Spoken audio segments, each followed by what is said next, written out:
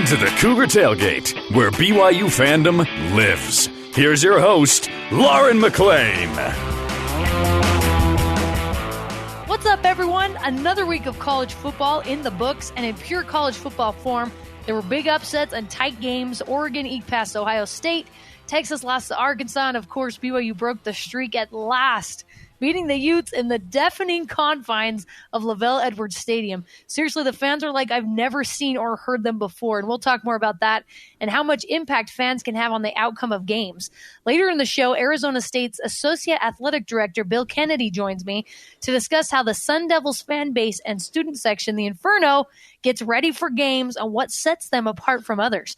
But first, let's bring on the guy who has seen more student sections in action live than most of us would ever dream about, Spencer Linton. So good having you back, Spence. Oh, it is wonderful to be with you, Lauren. It is a fantastic time of year. I don't know if you've heard, BYU's 2-0. They're ranked number 23.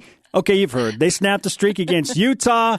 And, of course, they got a big showdown with Arizona State coming up. It's a great time to be a BYU fan. Oh, and you've heard of the Big 12, too?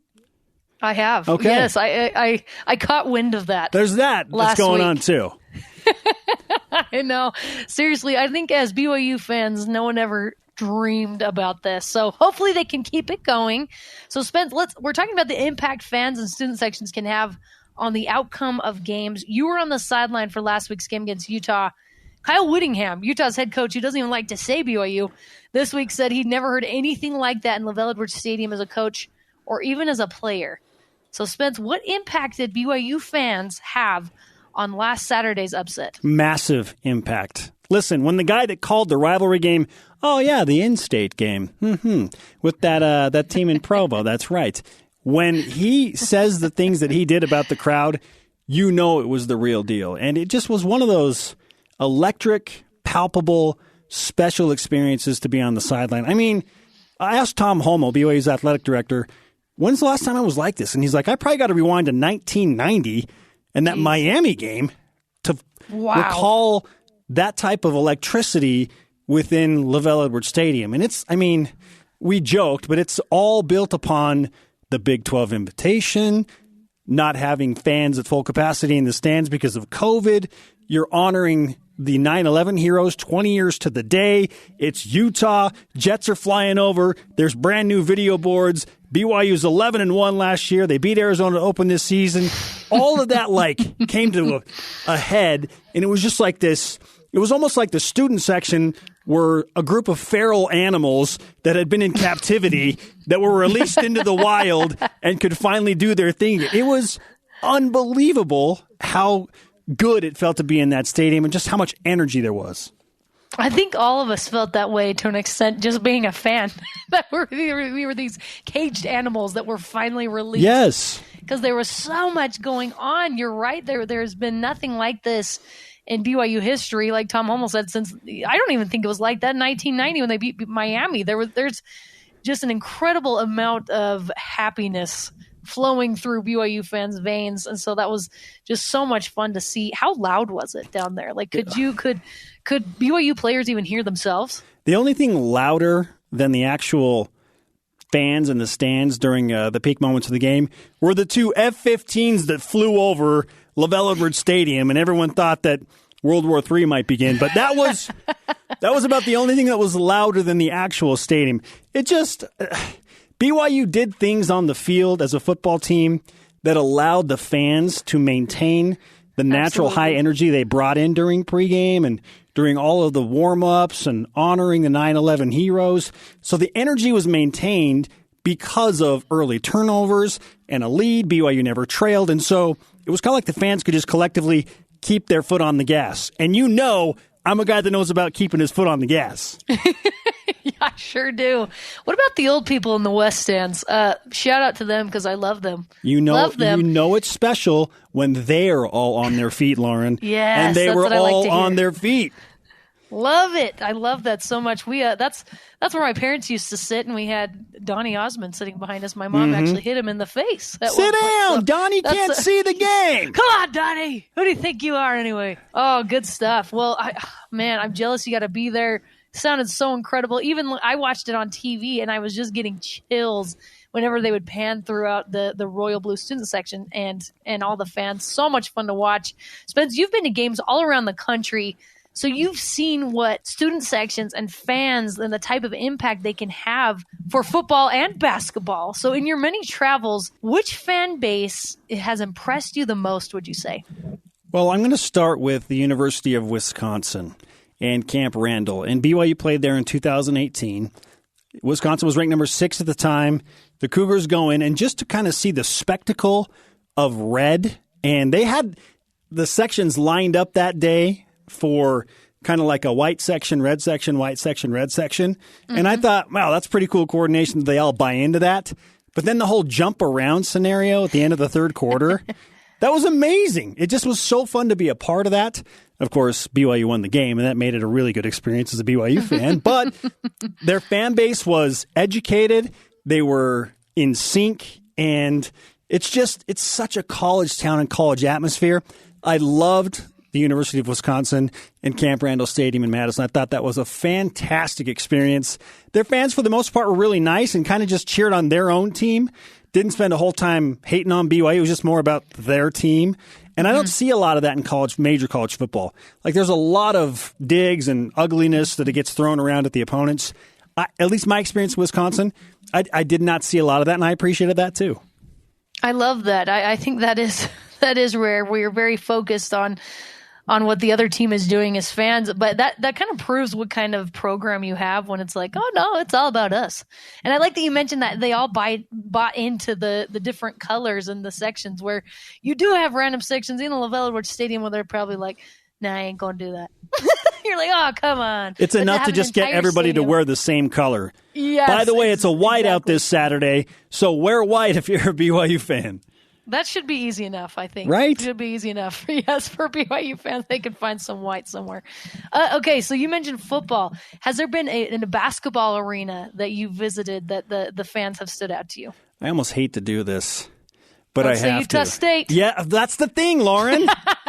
They're the most educated and clever fan base that I've ever been around. And that's not to say that they don't cross the line, and I mean like jump over the line with some things, but they're so in sync and educated. They know every little detail about your personal life if you play for the opposing team. Like if you did something dumb in 8th grade and said something rude to your girlfriend, they'll have interviewed your 8th grade girlfriend and found out every bad, dumb thing you did as a kid, and they will remind you of it as you're shooting free throws. What is this? The presidential race? Yes, so it's like they dig politics. into each other's past just like they do. They are muckraking to an unbelievable degree to throw you off your game, to make you miss free throws. So it's hard to say that I like that fan base because it can be so, but I respect it. And Absolutely. When they're going to win the game and they have all their chants, and I don't know, I love the rivalry atmosphere that BYU has with Utah State. The Spectrum in Logan is an incredible experience to watch a basketball game. My husband actually just told me a story. He didn't go to Utah State, nor did he go to Hawaii, but he went to BYU Idaho, and he went to a Utah State basketball game. And I guess they get really quiet when their team is shooting free throws. My husband, being who he is, thought it'd be really funny to yell, "Don't miss!" right in the middle. Yeah, so they were playing Hawaii, and his girlfriend was Hawaiian. That's why we were there. We won't talk about her, Spence. Okay, yeah, that's a thing of the past. I'm just kidding. That certainly would get brought up by a Utah State fan if you guys were playing basketball there as an opponent. Hey, just being a former sideline reporter, they probably have that noted down. They probably knew it was my husband now. He said every single person turned and looked at him because they are so intense. And he said everyone he was with was like, "Why did you do that?" Because they thought they were going to get beat up. And he said this 40-year-old man tried to pick a fight with him. But that was his claim to fame in Utah State student section. Yep. What an idiot. But he said it was nothing like no other experience he'd ever had, and it was at Utah State. So shout out to them, man. I do. Everyone has something unique. What school has the most unique chants or traditions that they've done during the game that you've seen? Speaking just of BYU's, a couple that I love. I love that they say, "Hi, Dave," or whoever when they're doing the opposing lineup. Introductions. Yeah. Hilarious. Okay. Absolutely hilarious. Well One of my played. favorites. Yeah. Someone on Twitter said they love BYU's left-right thing after the team fouls out. Someone on the opposing team fouls out. Mm-hmm. I love that too. So what, from what you've seen, Spencer, have been some of your favorite chants or traditions from different fan bases? I don't know who started it, but there was a scenario at Duke at Cameron Indoor Stadium. Not a very big place. It seats 9,000, and it's probably only suited to seat about 7,000, but they cram people into that place, and it's full of tradition and so fun. But there was a scenario or season where when they would announce the opposing team, they just all had newspapers out. So, like, everybody's just ignoring the opponents. Like, all of the students have their newspapers out in front of their faces, and it's like, yeah, whatever. Okay. Oh, you're going to announce Duke? Okay, let's go crazy. I thought that was really funny. In fact, I saw it and told my high school principal about it, and we implemented it in our high school in our state championship game when they announced our opponent. I was like, hey, it'd be cool if our student section had like some newspapers. And so when they were announcing the other team, they brought newspapers, they distributed them, and I was like, yes, thank you, Duke. I appreciate you. I don't know. Again, I don't know who started it, but that's where I saw the idea. And then when I was playing high school basketball in the state playoffs, our student section showed up, did the same thing. It was amazing. You gotta love the uniqueness on all these different student sections. I think it's fantastic. We were looking at the Big 12. We talked about the Big 12. West Virginia has, what is it, country roads?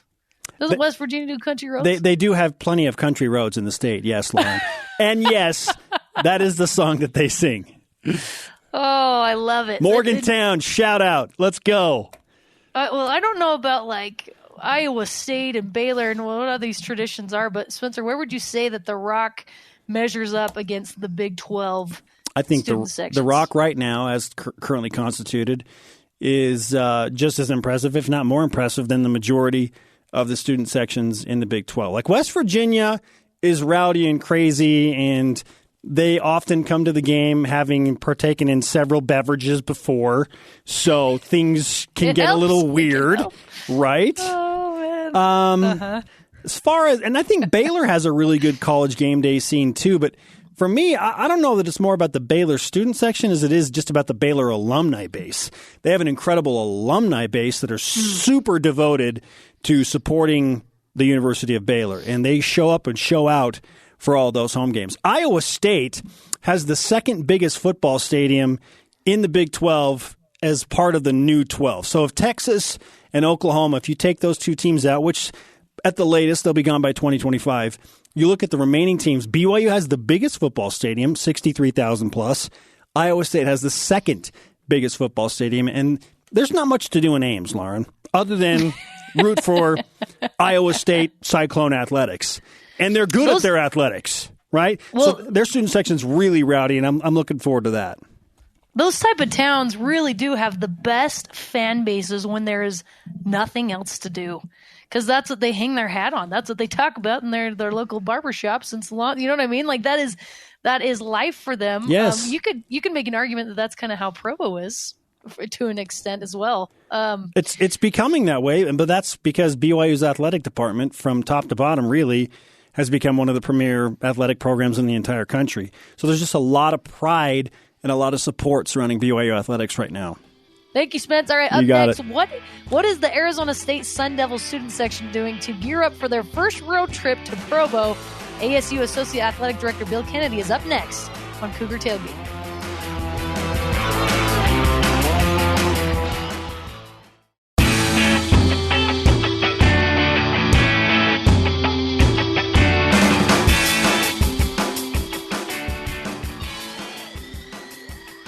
Welcome back to Cougar Tailgate. I'm Lauren McClain.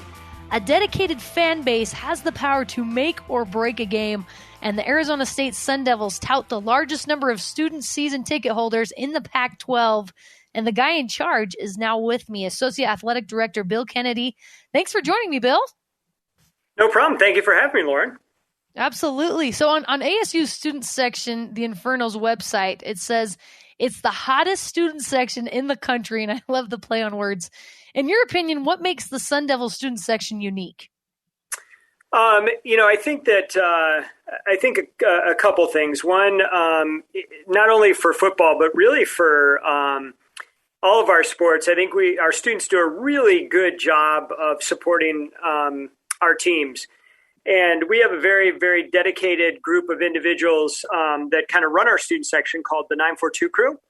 And they started out in basketball, and they've probably about 9-10 years ago, and they've branched out to other sports as well. But they're just, they're some of our most passionate Sun Devil fans, and they really take it upon themselves to make sure that the other students have a good time at the games.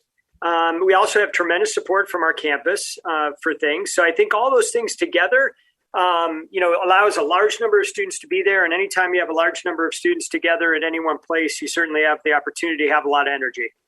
Absolutely. It's so much fun. And you went to college at ASU and have remained there on the staff ever since. Is that right? That is correct. You're like, that's a little creepy. No, that's we like good. to do our research. I went to school here a long, long time ago, and actually started working in the athletic department as a student worker, and kind of one thing led to another, and I've been fortunate enough to kind of stay with my beloved Sun Devils this entire time. That's some love for the school right there. So, yeah. In your opinion, how has the student section changed from your time as a student till now? That's a really good question. I mean, physically, it's changed from the standpoint of where it was located to where it is now, and it's kind of changed throughout the years as to where it's been in the stadium. But when we did the stadium reinvention over the course of the last 5-6 years, we wanted to give them their own kind of dedicated area, and so we took the south end zone, made that entirely the student section. Made it so that the concession area underneath and the bathrooms and all that are primarily dedicated to the students. So they don't, they've got kind of one-stop shopping in terms of their facilities once they get to the stadium. It's, kind of the closest entrance to campus. So it makes it easy kind of in and out in terms of them getting to and from the games.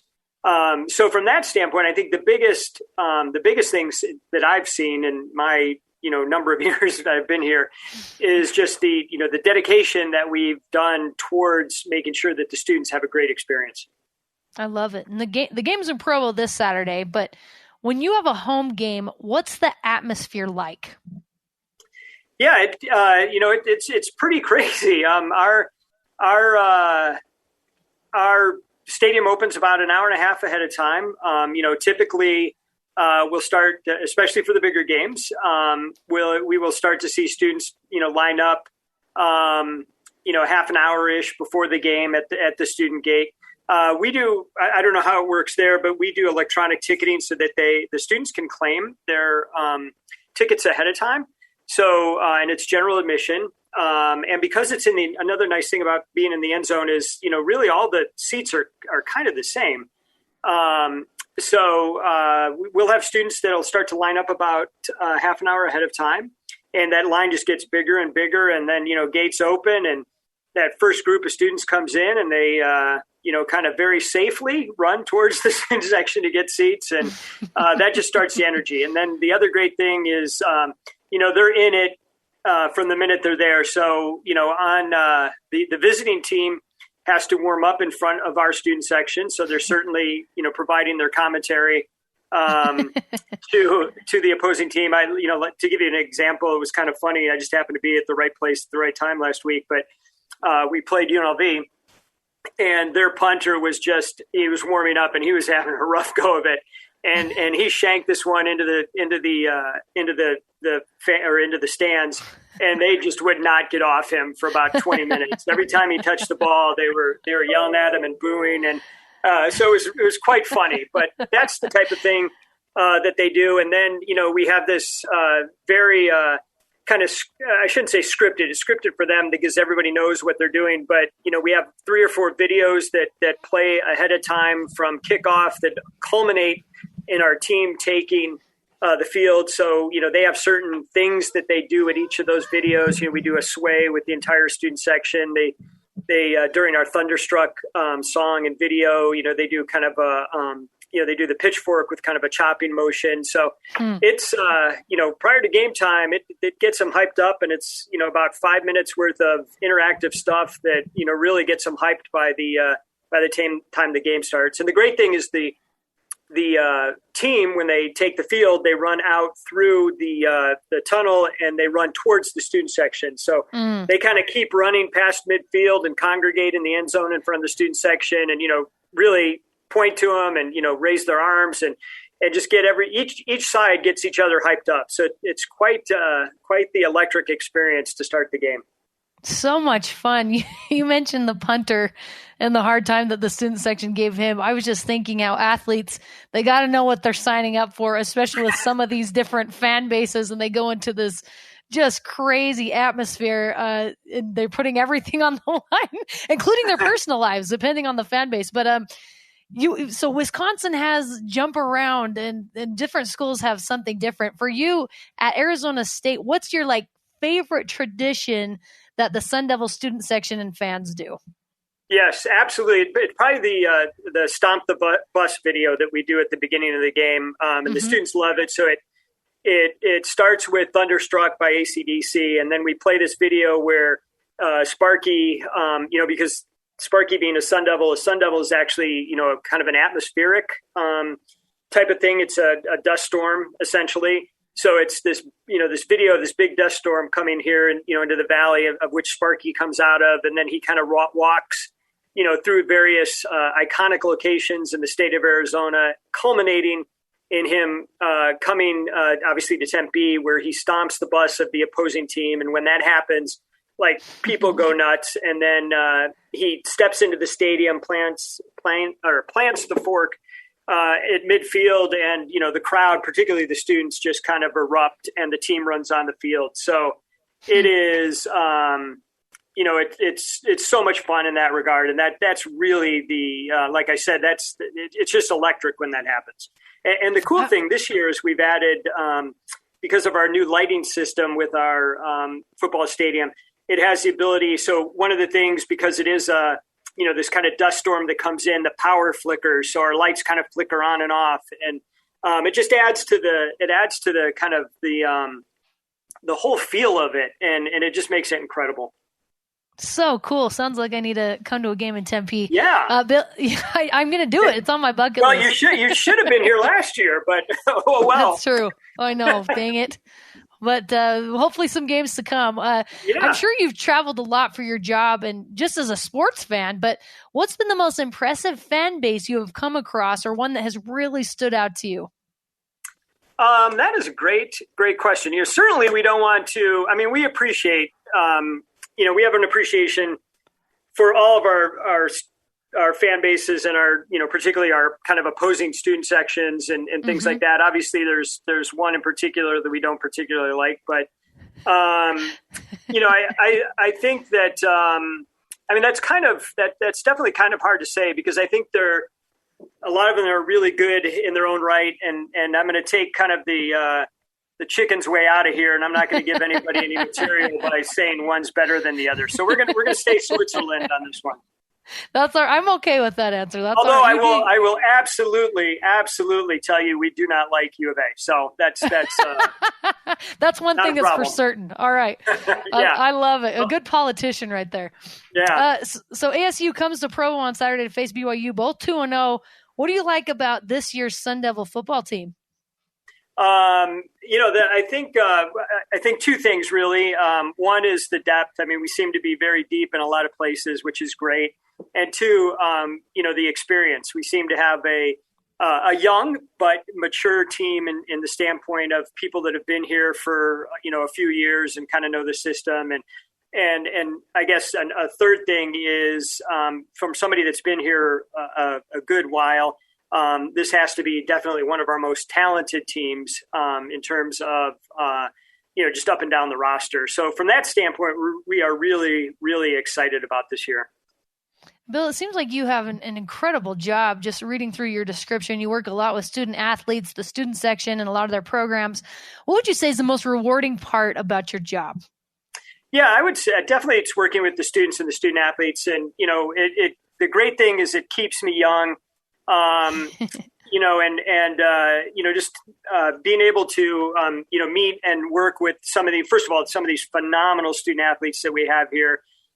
is amazing. And, and the great thing is, that they'll come back here and being here for so long. Certainly I've known a lot of them and some are, stick out more than others, but it's always great when, a student athlete that you really had an appreciation for and did really good things here, comes back and they'll walk by the office or whatever, and they'll stop in and they'll take time and we get a chance to talk. So, it's really building those relationships with those student athletes. And then on the student side of things, it's so much fun being able to work with our student section and just the crazy stuff that they come up with and, things like that.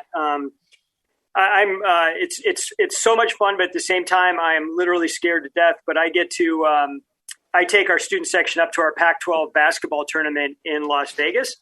Mm-hmm. And, you can imagine being responsible for, about 50 or so 18 to 22-year-olds in Las Vegas. So they have a great time at the games, and then I'm just a nervous wreck the entire rest of the time. But overall, it's so much fun to work with them because they have so much energy. They love being Sun Devils. They love supporting our teams. They get how they can make a difference at games with a great home court advantage. And so just super rewarding. And like I said, as the years go by, it helps keep me young and it's just so much fun. Well, I can tell you have a deep love for your school and for your students. I'm sure you're incredible at your job. Associate Athletic Director at Arizona State, Bill Kennedy, thank you so much for taking the time with me today. I appreciate it. No problem. Thank you, Lauren. And that does it for us today. Thanks again to Bill Kennedy and Spencer Linton for coming on the show with me. You can join the Cougar Tailgate virtually, of course, every Saturday at noon Mountain Time, or download, rate, and review our podcasts on Apple, TuneIn, Stitcher, Spotify, or on BYURadio.org. It's game day, baby. This is Cougar Tailgate.